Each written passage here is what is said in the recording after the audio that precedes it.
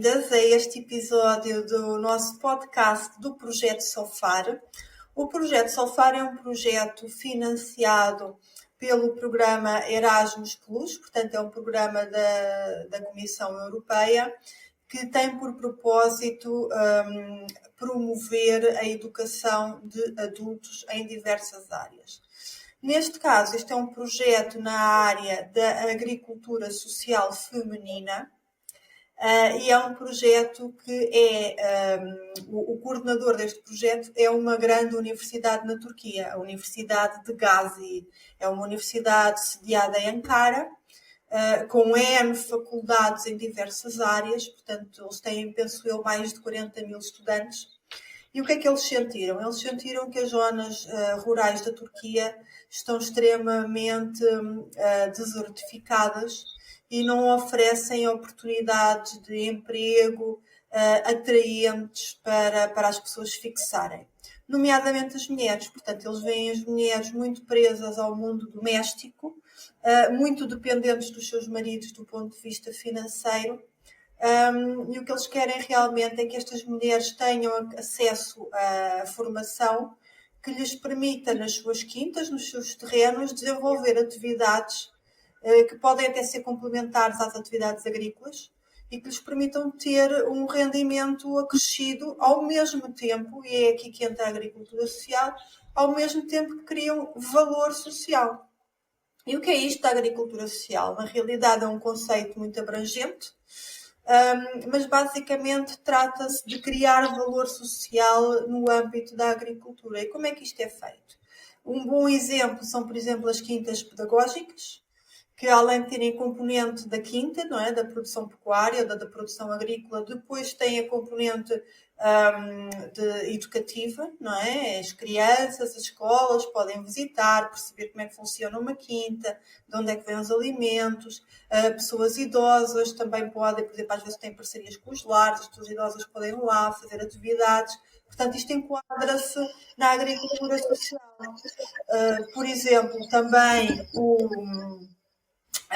as hortas comunitárias, não é? Que é uma forma das pessoas terem a possibilidade de produzir os seus próprios alimentos, mesmo não tendo um terreno seu, também de conviverem, de terem uma atividade sustentável na natureza, às vezes até de integração de pessoas com alguma deficiência, com algum problema de integração social, e portanto pode ser, tudo isto tem a ver com a agricultura social. E a agricultura social em Portugal tem muito sido dinamizada por via dos municípios, ok? Mas isto não é assim em todo o lado. Nós, no nosso projeto, nós temos parceiros na Alemanha, lá são muitos cidadãos, são muitos agricultores que desenvolvem este tipo de projetos, muitas vezes até com o apoio dos governos regionais, não é? Por exemplo, na Bavária, que foi uma região que nós visitámos, um dos nossos parceiros é a União de Agricultores Sociais da Bavária, que é uma enorme região na Alemanha, com muita agricultura, e lá o próprio governo regional tem um programa em que é obrigatório as crianças do primeiro ciclo fazerem uma visita a quintas, não é? Eles depois pagam aos agricultores, às famílias que estão preparados, que quiseram aderir a este programa e estão preparados para receber as escolas, e portanto as escolas vão lá para que os alunos saibam de onde é que vêm os produtos alimentares, não é? Eles têm um programa muito giro que é o ciclo da panqueca, e que realmente explica às crianças de onde é que vêm os ovos, de onde é que vem o leite, de onde é que vem a farinha, não é? Não vem do supermercado. E, portanto, depois no final fazem as panquecas e comem as panquecas, e portanto isto é uma coisa que pode parecer simples, mas isto ter um governo regional que tornou obrigatório este programa e todas as escolas o fazem, e depois envolve aqui também as famílias agrícolas, não é? Isto por um lado constitui um rendimento extra para estas famílias, por outro lado é extremamente educativo até para crianças da cidade, crianças que não têm contacto com o mundo rural, para terem uma noção muito mais aprofundada de como é que as coisas são feitas e de onde é que elas vêm, não é? E, portanto, eu já estou aqui a falar demais, vou agora aqui apresentar as nossas duas convidadas, que são a Amélia Coutinho e a Conceição Pires. E porquê é que elas estão aqui hoje? Portanto, isto é um projeto, eu não acabei de falar dos parceiros, portanto, temos a Universidade de Gaza, temos a União dos Agricultores Sociais da Bavária, temos também a Corenica, que é uma organização de agricultura social da Eslovénia. Temos em Portugal a Semear, que faz um trabalho incrível da inclusão de pessoas com vários tipos de deficiências, nomeadamente intelectuais, por via da agricultura, e faz produção sustentável.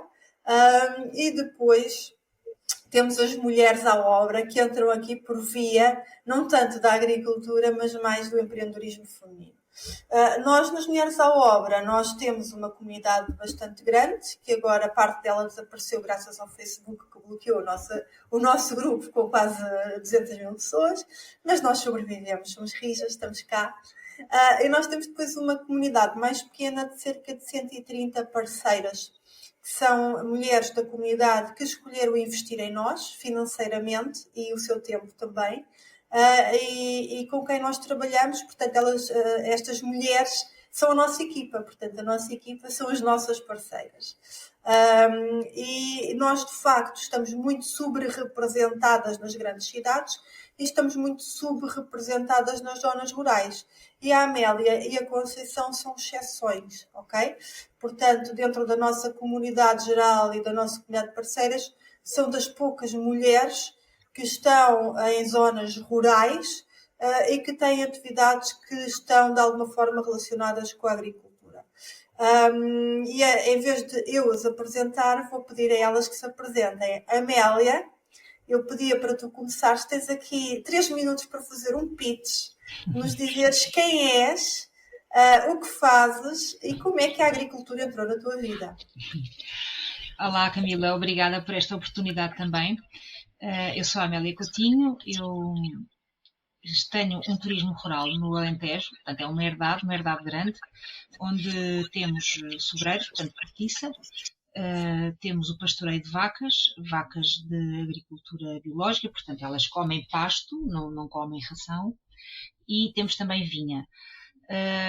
Esta herdade é uma herdade que, uma vez que os subsídios à agricultura são cada vez mais diminutos e mais escassos, estava completamente deficitária e, portanto, era necessário uma injeção anual significativa de capital para poder continuar a subsistir e a manter-se.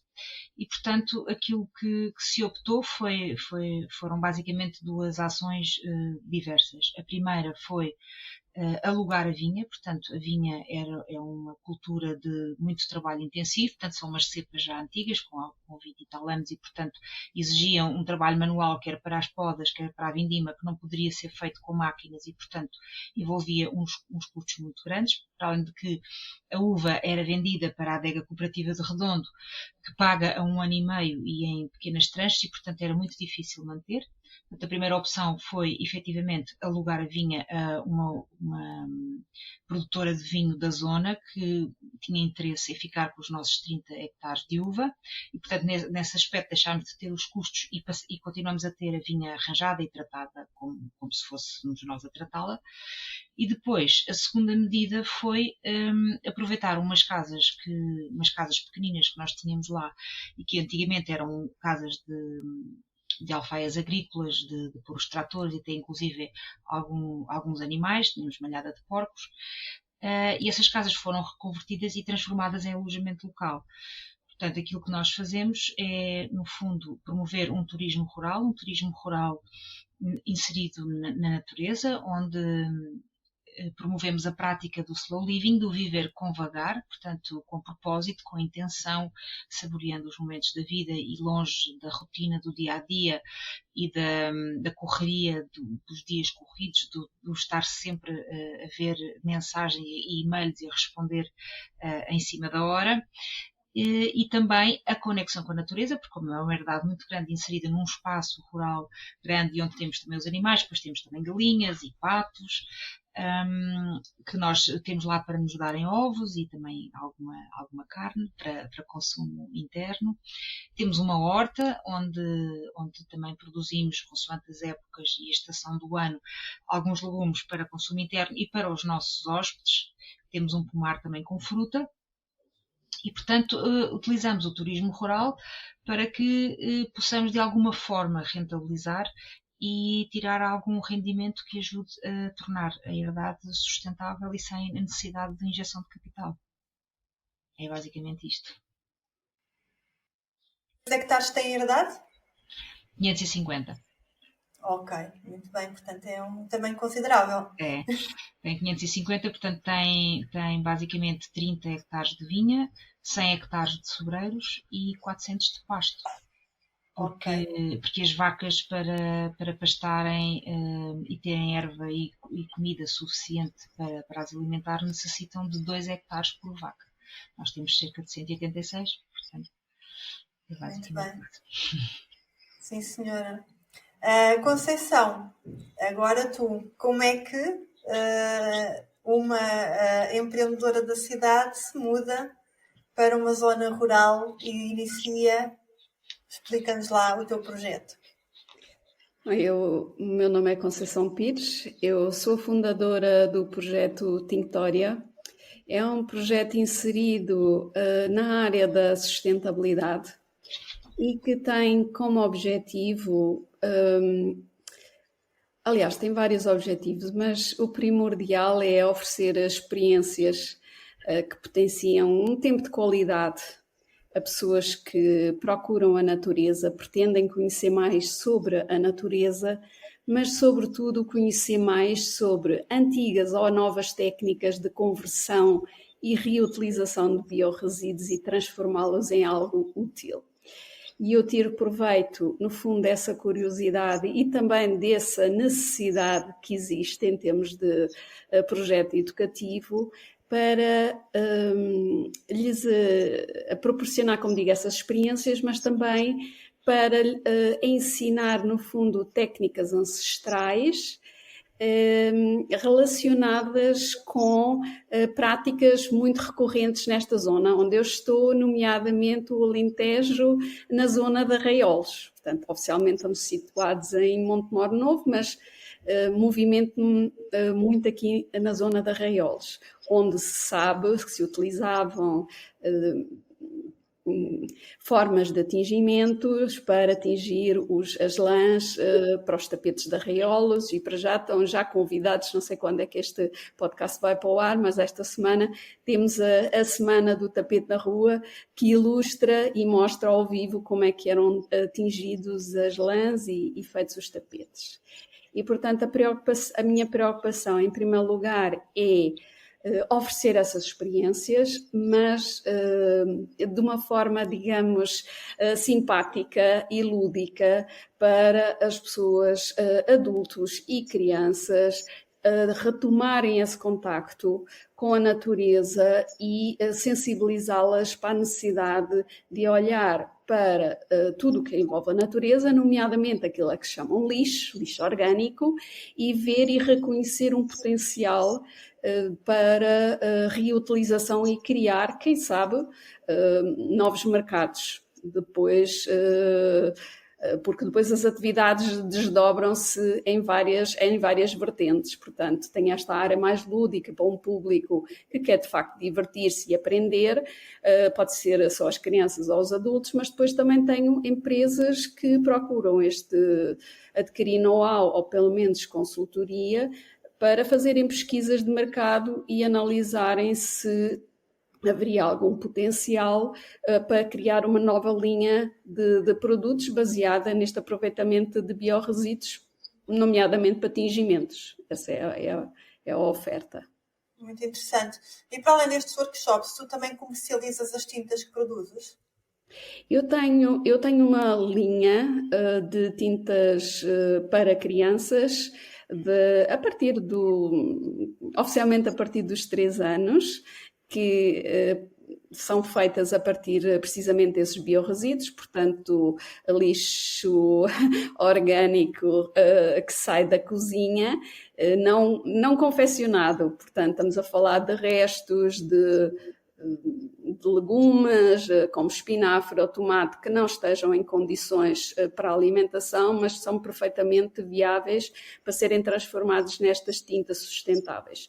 E tenho também uma linha de tintas mais profissionais para pintura, nomeadamente uma tinta negra, que é feita com bugalho, e esta produção, uma vez que são uma mini manufatura e também de formação, neste momento produzo isto só por encomenda quando há necessidade, porque estou também sujeito aos estoques que depois tenho que recolher e, portanto, digamos, a linha de montagem está pensada, o plano de negócio está feito e caso haja um investidor interessado, a máquina pode ser montada a grande velocidade.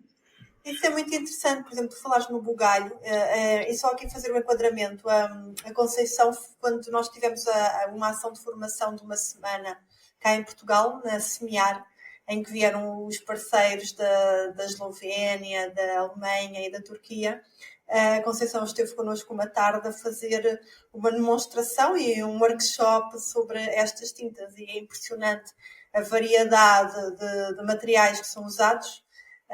E a variedade de cores que se consegue de facto obter. É engraçado falares no bugalho, porque o bugalho é algo que geralmente não é utilizado para nada, penso eu, não é? Mas no fundo tem aqui uma grande utilidade. Ele sempre foi utilizado, nós é que já não temos conhecimento. Aliás, isto são conhecimentos milenares, fazem parte da história da humanidade. O que acontece é que nós, nomeadamente a partir da época industrial, substituímos todos esses saberes e centralizamos em empresas e entidades que passaram a controlar a matéria-prima, a produção e todo o mercado e o preço também. E, portanto, todos estes conhecimentos que eram passados de pai para filho, de artista para aprendiz, todos esses conhecimentos perderam-se. Mas se nós olharmos para a história, vemos lá muitas amostras e preservamos com muito cuidado. Se nos lembrarmos dos egípcios, o que nós vemos, o que está pintado nas paredes, outras paredes muito conhecidas são as rupestres. Portanto, esta tinta do bugalho que falas é uma tinta utilizada nos documentos antigos e que está preservada até hoje, precisamente porque ela é durável. E, portanto, é uma questão de rebuscar estes conhecimentos, investigar, possivelmente, juntamente com faculdades, e colocá-las novamente no mercado, eventualmente a um preço acessível e dar a conhecer ao público. E é isso que tu tens feito. Como é que tu consegues recuperar estas técnicas ancestrais? Encontras informação sobre isso?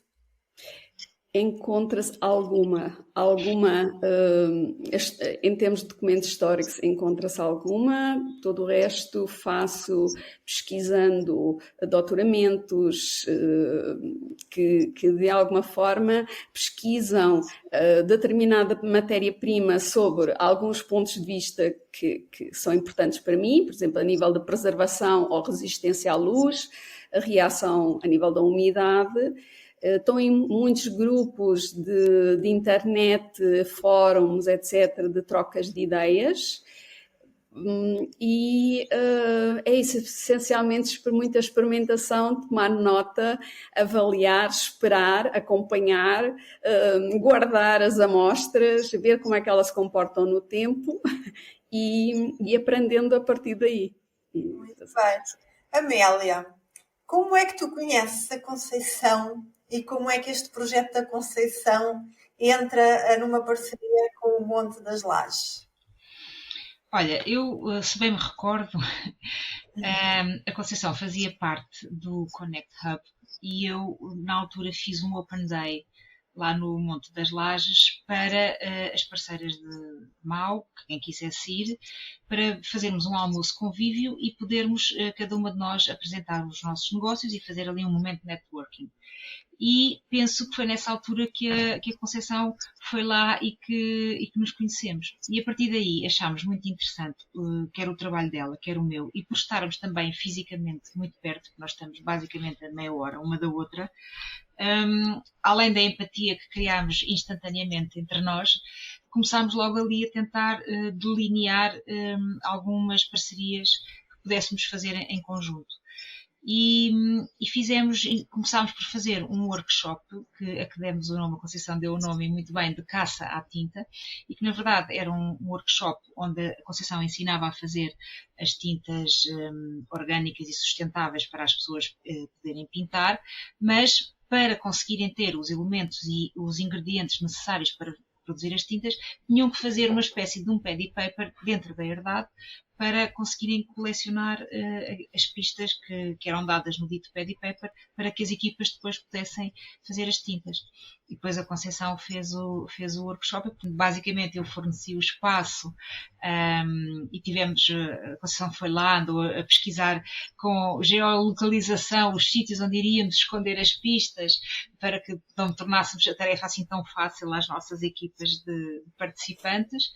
E portanto eu forneci o espaço e também a refeição de convívio, e a Conceição ofereceu o seu saber, a formação, enfim, e momentos lúdicos muito divertidos e muito interessantes, porque aprendemos a fazer coisas que de outra forma nunca saberíamos fazer, porque tal como a Conceição acabou de dizer, não estão disponíveis para o comum dos mortais. É preciso pesquisar, é preciso aprender para depois poder ensinar, e realmente a Conceição é fantástica com isso.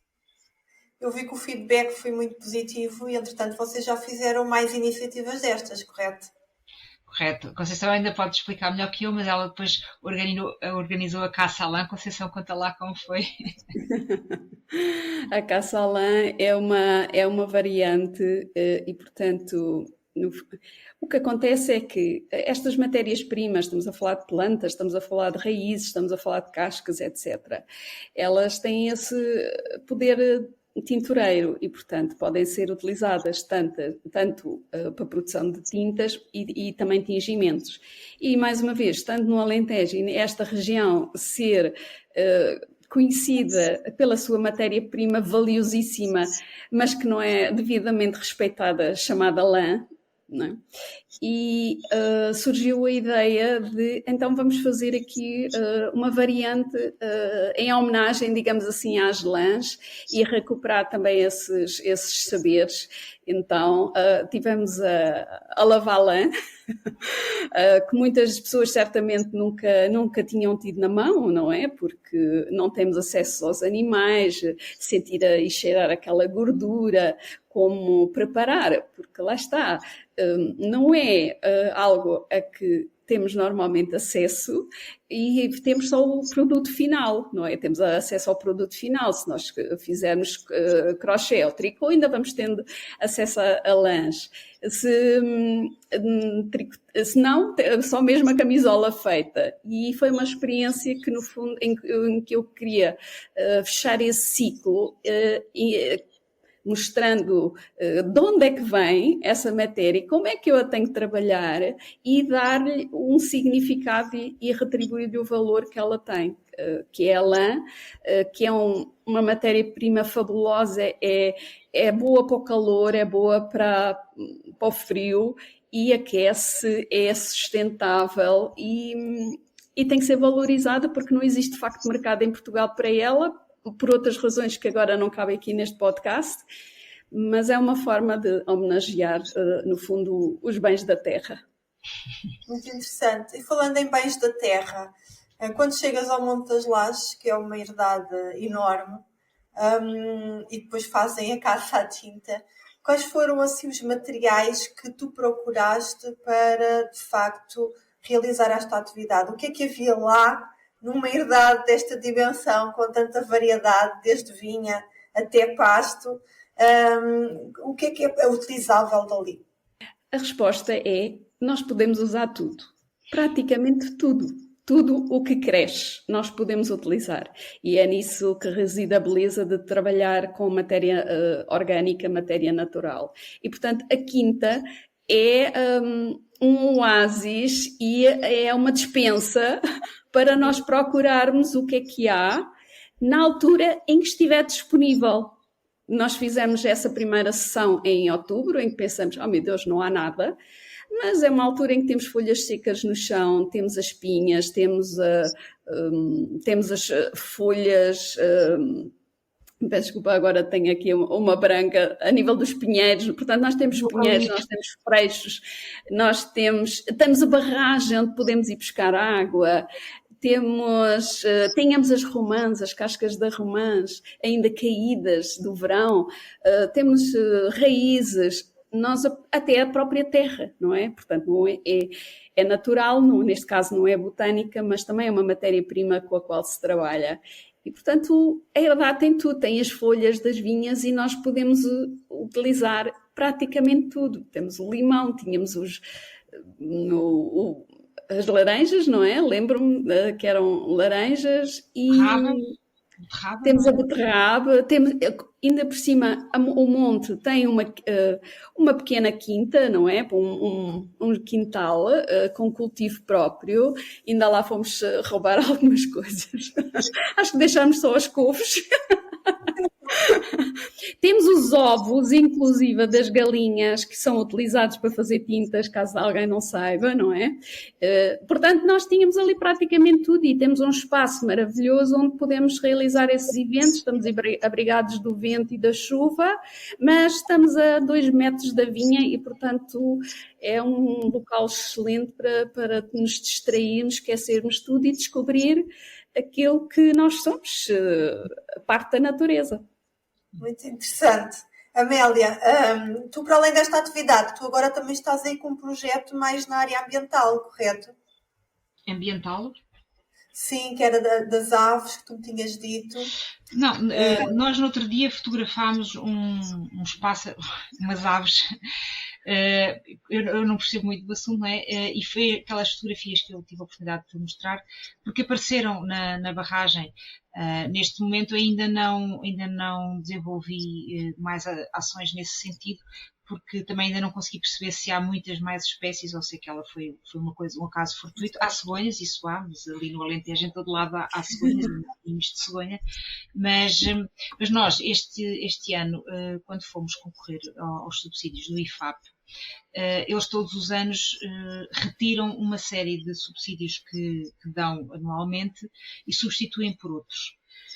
E retiraram-nos a nós um subsídio muito importante, que é o subsídio do greening, que é, no fundo, tu semeares o teu feno para depois dares de comer às vacas. Portanto, elas, durante a altura em que os campos estão verdes, e está agora a terminar essa época, elas andam no pasto a pastar diretamente, chamamos a isto pastoreio a dente, porque elas comem a dente diretamente da terra, e depois, na altura em que já não existe essa erva, damos-lhes então a palha feita com o feno. Nós fazemos feno com aveia e vícia para ter mais proteína, e que é semeado por nós. Pronto, e portanto o greening é no fundo tu preparares a terra para semeares este feno para poderes dar às vacas de maneira a que consigas manter uma agricultura biológica, ou neste caso de produção integrada. Portanto, conforme foi retirado, eles entretanto deixaram de dar esse subsídio, mas criaram um novo. Criaram um novo que é um subsídio para a biodiversidade. Em que é que isso consiste? Tu tens que criar dentro da herdade, em pontos estratégicos georreferenciados, com geolocalização, bebedouros e comedouros para as espécies autóctones. E, portanto, nós concorremos a esse subsídio, tivemos que, portanto, referenciar e ver, porque eles têm que estar com uma distância específica. Comprámos os bebedouros, comprámos os comedouros, a comida, a água é pôr lá a água, para, no fundo, atrair essas espécies da zona e gerar ali uma biodiversidade. E também, obviamente, podermos concorrer a esse subsídio. Muito interessante.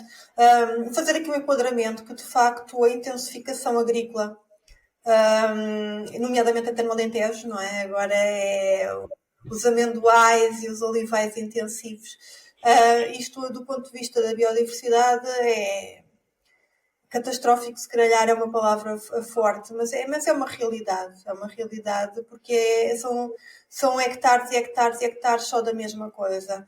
E, de facto, a biodiversidade sofre com isto.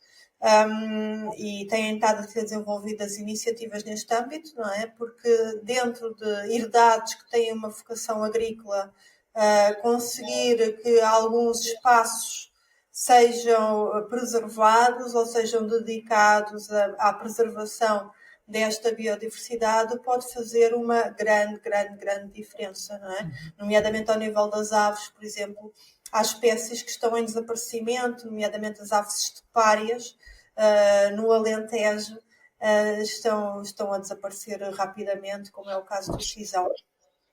Mas também, desculpa Camila, já agora se pudesse só acrescentar uma coisa, é que o problema aqui também é que como eles estão cada vez mais, e a agricultura tem sido muito relegada para segundo plano, porque querem sempre a fruta e os legumes tudo muito normalizado, tudo muito bonito, que vem de estufas e muitas das vezes vem de fora, e portanto não é devidamente ajudado e subsidiado. Nós sabemos que cada vez menos temos pessoas para trabalhar na agricultura e cada vez é mais difícil encontrar pessoas não só que saibam o que fazer, como também para as fazer.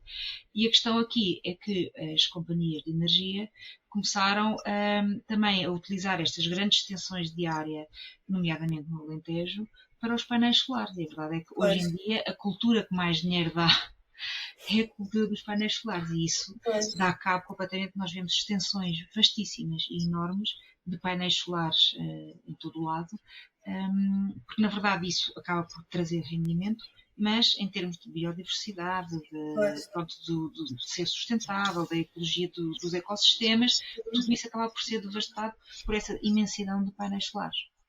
Exato. É impressionante, de facto, mas compreende-se porque, como tu dizias no início, uma herdade desta dimensão tem custos de manutenção elevadíssimos, não é? E, portanto, não é uma coisa que se possa deixar simplesmente a marinar, é algo que tem que ter sempre um rendimento que pelo menos permita cobrir os gastos, não é? E que pelo menos permita às pessoas tirarem um rendimento que lhes dê para sobreviver. E, portanto, é um grande desafio, não é?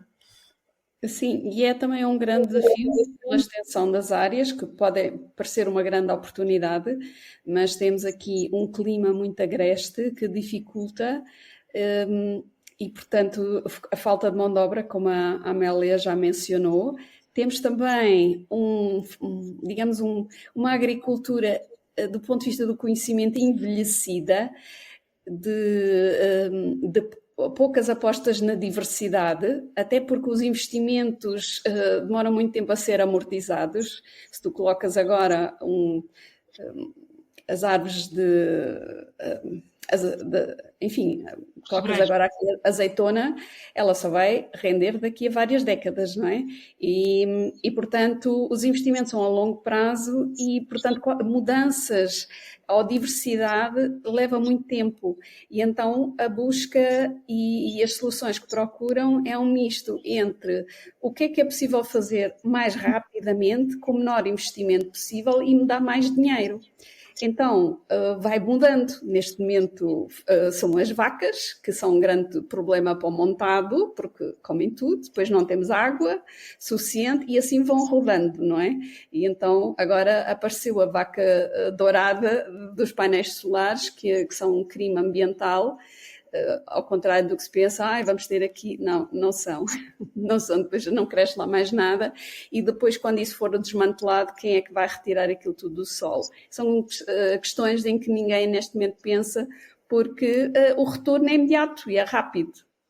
E lá está, esta falta de visão a longo prazo, e parece que estamos aqui esquecidos deste ponto de vista da agricultura, obrigam a estas ações rápidas para fazer dinheiro. Ou seja, é uma postura muito imediatista, não é? Muito, peço desculpa? Muito? Imediatista, é tudo já. Sim, o retorno tem que ser imediato. Exato. Sem pensar no amanhã. Na tua perspectiva, há mercado e há espaço para o tipo de produtos e o tipo de iniciativas que tu estás a promover, ou é um nicho ainda muito pequenino? A meu ver, o tipo de produto que eu,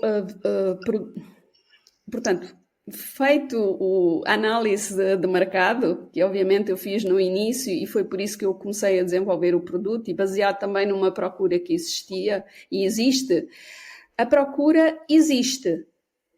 A meu ver, o que falta é conseguir conciliar e combinar e pôr todos a trabalhar, todas as entidades a trabalhar para o mesmo fim. O que é que eu quero dizer com isso? Tem que haver investigação mais aprofundada, temos que ter provas, temos que ter evidências, para que depois possa ser visto, esses resultados possam ser aproveitados e transitem depois para uma produção. Essa produção tem que ser equacionada, tem que haver investimentos para investir. Para haver investimentos a investir, tem que haver evidências que o mercado as quer. O mercado quer, esse pequeno nicho que está realmente muito preocupado com a sustentabilidade quer, mas a maioria quer, não se importa, obviamente, que seja sustentável, mas não é a qualquer valor, a qualquer preço. E, portanto, este é o ciclo que tem que se fechar. Portanto, só se vai lá através de uma grande produção para poder ter preços e colocar as coisas no mercado e, obviamente, trabalhar as mentalidades, não é? Porque nós temos grandes empresas no mercado, nomeadamente de tintas, quer sejam para a parede, quer sejam para artes decorativas ou plásticas, e o cliente habituou-se a ir ali a uma superfície e comprar e não quer saber o que é que lá está dentro. E ele certamente substitui se o preço for equivalente e se ele disser, olha, esta é melhor do que aquela. Isso tudo leva tempo e, portanto, todas essas entidades têm que andar de mão dada com o mesmo objetivo e com o mesmo intuito. Obrigada, Conceição. Ainda é um longo caminho a percorrer. Amélia, quem procura o Monte das Lajes enquanto espaço de refúgio, qual é o perfil dessas pessoas e se essas pessoas depois também estão sensibilizadas e gostam e aderem a este tipo de iniciativas, por exemplo, esta iniciativa da caça às tintas? Olha, eu basicamente o meu perfil é bastante heterogéneo, portanto, desde famílias com crianças mais pequenas, porque nós temos vários espaços para trilhos, para passear, de bicicleta, temos a barragem também que é sempre bonito de se ver. Temos também grupos de amigos que vão para fazerem um churrasco, ou estarem simplesmente a descansar, a fugir um bocadinho do bulício da cidade. E tivemos bastante adesão nos workshops que fizemos. De qualquer das maneiras, eles funcionaram e era esse o nosso objetivo, como a experiência piloto, porque estamos agora a desenvolver o projeto para avançar para corporate, ou seja, para aquelas empresas que de alguma maneira queiram dar um dia de team building diferente às suas equipas e retirá-los das salas de hotel, não é? E daqueles team buildings que todos já estamos habituados a fazer e que acabam por ser bastante repetitivos, e oferecer aqui uma oferta de um team building completamente diferente, que é sustentável, que acaba por ser muito educativo e que lhes traz um dia diferente, passado num espaço diferente também, e de certeza absoluta com uma mais-valia acrescida pelo facto de saírem de lá a saber uma série de coisas que de certeza absoluta não saberiam, porque, como a Conceição disse muito bem, são técnicas milenares e ancestrais que acabaram por ir caindo um pouco no esquecimento, e se não houvesse pessoas como a Conceição, acabariam por morrer e não seriam ensinadas e divulgadas por outras pessoas, porque é interessantíssimo, é completamente fora da caixa, fora daquilo que é habitual fazer e que as pessoas estão habituadas a fazer, e nós acreditamos sinceramente que este projeto de corporate vai começar a correr muito bem, e depois o Passa-Palavra vai nos ajudar também a poder divulgar esta atividade, entre outras. Interessante, sim, senhora. Eu ia agora perguntar, mas tu já respondeste quais eram as perspectivas de futuro. E claro que neste caso, para nós também, Mulheres à Obra, o mercado corporate é muito interessante. Nós temos um projeto na área do bem-estar, do wellness, que se cola inteiramente com este tipo de atividades, não é? E as empresas podem, de facto, escolher, optar por incluir na sua oferta de bem-estar para os seus colaboradores iniciativas que sejam sustentáveis do ponto de vista ambiental e do ponto de vista social, não é? Neste caso são iniciativas que são promovidas por empreendedoras, não é? Com pequenos negócios ou médios negócios, e que têm esta componente de facto da sustentabilidade. Conceição, o que é que tu estás perto de Arraiolos? Como é que vês agora o teu futuro a médio e longo prazo? Vais permanecer nessa região? O que é que pretendes fazer? Eu pretendo definitivamente ficar nesta região. O Alentejo é viciante, primeiro estranha e depois entranha. Depois entranha por uma razão muito simples, de facto é uma mística, tem algo, eu não tinha qualquer tipo de ligação com o Alentejo e estou a adorar estar aqui. O clima, claro, não é fácil, são extremos, no inverno chegamos a ter temperaturas negativas, no verão passamos os 40 graus e às vezes é assim de um dia para o outro, completamente. Mas eu pretendo ficar aqui, desenvolver iniciativas na região, quer com câmaras, quer com outras instituições privadas que querem potenciar estas atividades. Eventualmente diversificar também ou criar outros núcleos para poderem ser feitos autonomamente, portanto, formar formadores e, quem sabe, criar aqui um pequeno movimento e uma cadeia e continuar a ir a formações ou dar formações a entidades que querem apostar quer para o conhecimento dos seus colaboradores, quer para desenvolver os seus negócios e troca de ideias, e isso sempre a partir daqui, sim, porque isto também é necessário, apesar de, digamos, a logística ser mais difícil. Exato. Isto é porque eu já fiz 3 horas de viagem hoje, eu já estou um bocadinho... Lá está, a logística é realmente um pouco mais complexa, mas é preciso ir aos espaços, é preciso estar onde as pessoas estão, porque não conseguem sempre vir ter connosco e, portanto, vou eu para passar a palavra, digamos assim. Muito bem. Agora, para terminar, só dar aqui, já queria agradecer-vos, Amélia e a Conceição, por terem estado aqui nesta conversa tão interessante. E terminar aqui por dizer que realmente estes projetos europeus têm sido um manancial de oportunidades e aprendizagem para nós. Nós temos gostado muito destas oportunidades. Estamos aqui com o projeto Solfar e agora estamos a lançar um novo projeto, que é o projeto Skills 8. E a Conceição vai ser uma das nossas formadoras neste novo projeto. Ela irá à Roménia.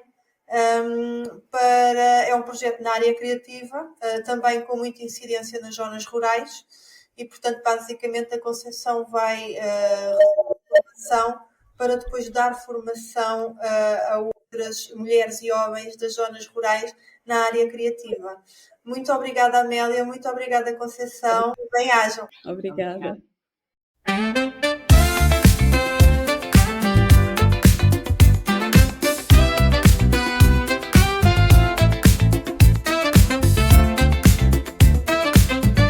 Solfar Pod.